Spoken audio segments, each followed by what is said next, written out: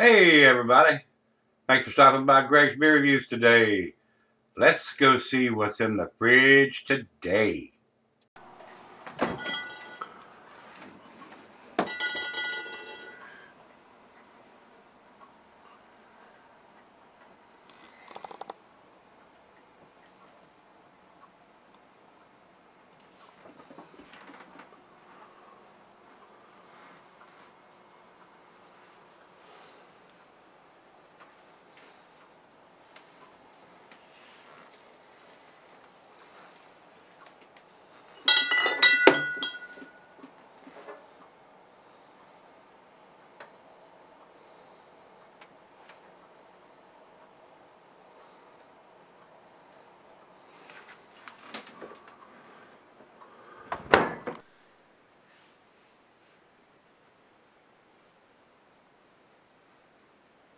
Hello everybody, thanks for stopping by Gregsbeerreviews today.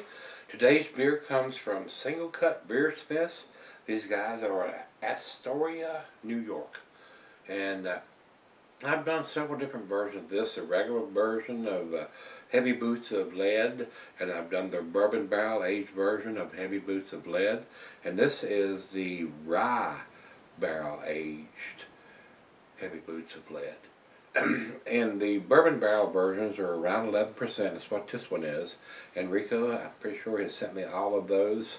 The note he has sent here says whiskey barrel aged Heavy Boots of Lead.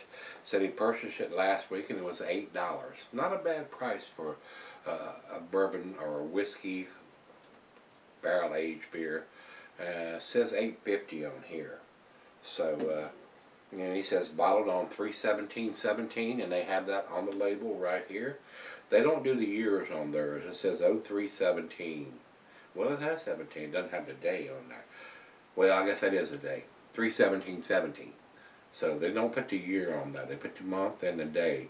So hopefully you know what year you're getting, because they don't put the year on. They put a sticker with the vintage year on the label. I don't see that. I just see it here on the side label. It's not a sticker that I can see. The 2016 version that I reviewed last year was aged in neutral oak barrels. So I've done that one. And it said this one was blended with, and that one was blended with whiskey marinated maple syrup. According to Untappd, this variant was matured in rye whiskey oak barrels for 2 months. Given a second fusion of vanilla and cocoa, and then blended with a touch of young beer. The brewer said this is more of a classic approach to a barrel-aged Imperial Stout than the 2016 edition that I've done. 11%, 88 IBUs on this beer. So I've done several different versions of this.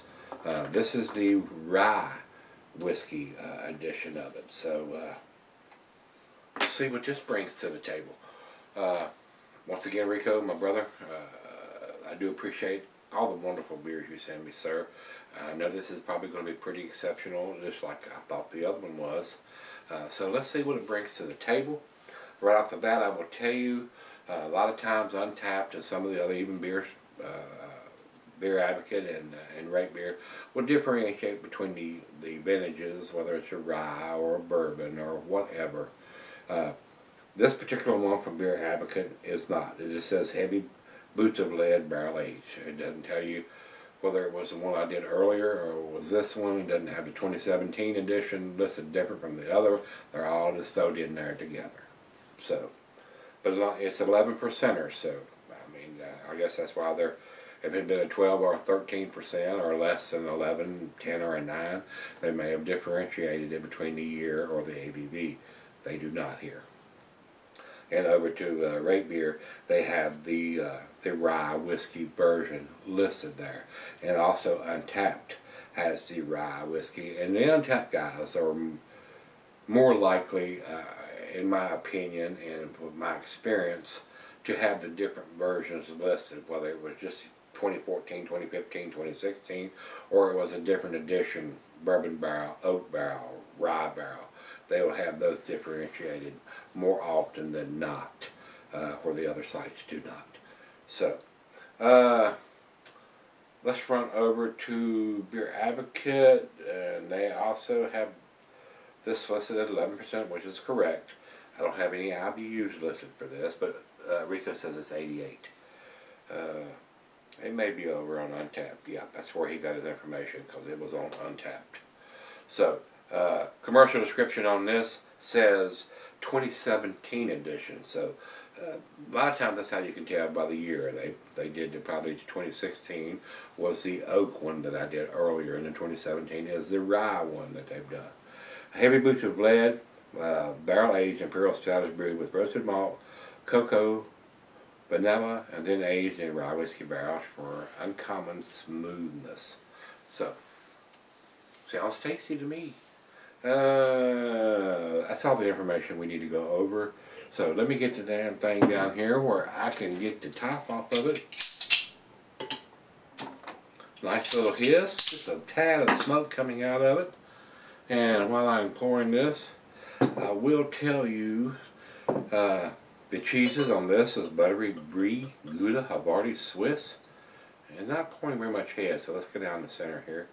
And it goes well with your chocolate dishes, digestive, meat, beef, smoked meat, game, grilled meat, glassware is a pint, Becker 9 tumbler snifter, oversized wine glass, got my favorite snifter, the solid beer glass, and I'm not going to quite get all of it in there right now. It says can be sold for a long period of time. I can't think of a reason why you couldn't. There's no coffee introduced into it, so this should sell it very well at 11% for quite a while. Over to the light, we got about not quite a finger of head on that, and it is pitch black, guys. I'm not getting any light at all through it. Very nice looking Imperial Stout. Very dark. To the nose. Rich roasted malt, bittersweet chocolate, hints of tobacco and licorice, maybe some dark fruit in there, or even some brown sugar and molasses. Wonderful aroma. Wonderful aroma. That smells very decadent. Smells very nice. A great final beer of the evening, which it is for me. Wonderful aroma, guys. It really is. Now, when they do these rye whiskey barrels and stuff, a lot of times it's more subdued on the aroma than it is the taste. Sometimes you get some spiciness from the rye on the taste. A lot of times I don't get that on the nose.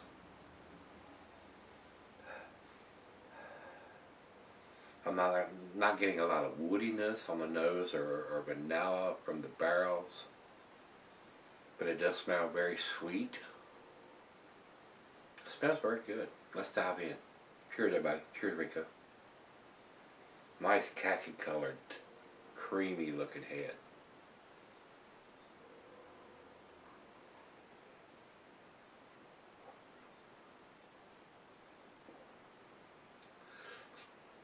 Little bit of the alcohol for 11%. Not much. No burning or anything like that. Definitely getting some bittersweet chocolate in there.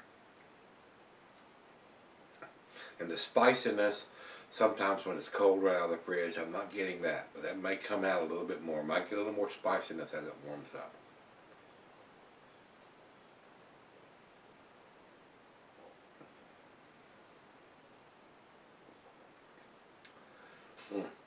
Big time chocolate. A lot of chocolate notes on this beer. Not a lot of bourbon or rye whiskey right now, but that may change, like I said, as it warms up. So let me get the rest of this into the glass and go sip on this, and probably fire up a little stogie to go with this. Stogie's a nice Maduro wrap cigar, always goes well with a nice Imperial Stout. And nice finger of head on that pour. Wow, very delicious. Alright guys, I'm going to sip on it for a while, let her taste it, fire up that cigar, and I'll be right back. Alright guys, I'm back. I've sipping on it for a while. Very tasty beer, very well done beer. Dates on the bottle. The rye whiskey version of this beer. The rye notes are very subtle, guys, even after it's warmed up here. Not a lot of rye spiciness to the beer.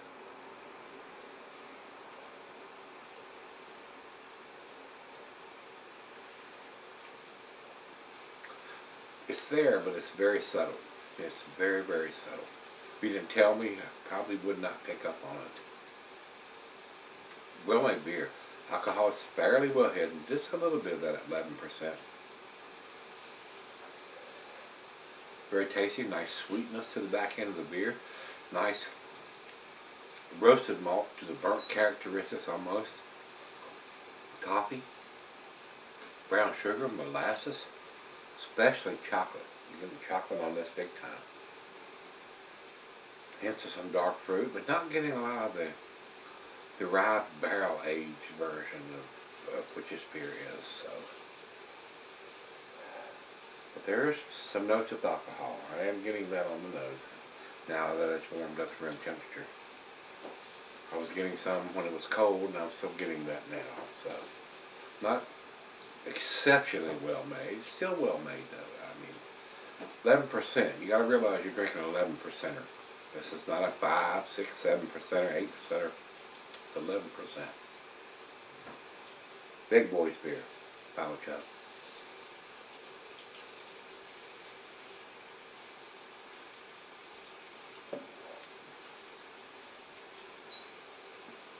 Very tasty, guys. A very nice beer. Excellent beer for the final beer of the evening.